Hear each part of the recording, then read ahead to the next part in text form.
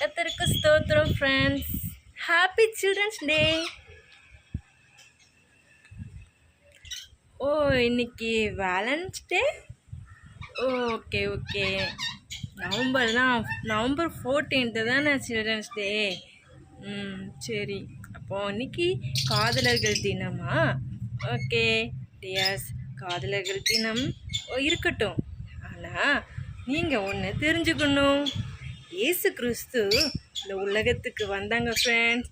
இயேசு கிறிஸ்து சும்மா நம்ம பிறந்த மாதிரி பிறந்துட்டு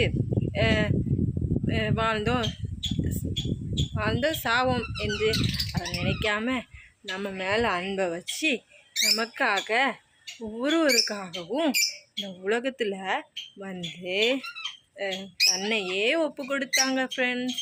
தன்னையேனா அவருடைய ரத்த ஓட்டம் ஃபுல்லாக தலையிலேருந்து கால் வரைக்கும் இருக்கிற அந்த ரத்தம் சிந்துற வரைக்கும்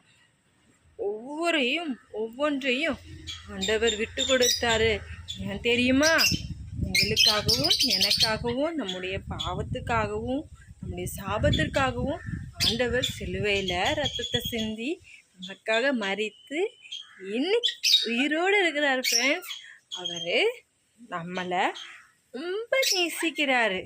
அதனால் நீங்கள் ஏசப்பாவை தான் நீங்கள் நேசிக்கணும். அவர் உங்களை நேசித்தார்ல, நீங்களும் ஏசப்பாவை நேசிக்கணும்.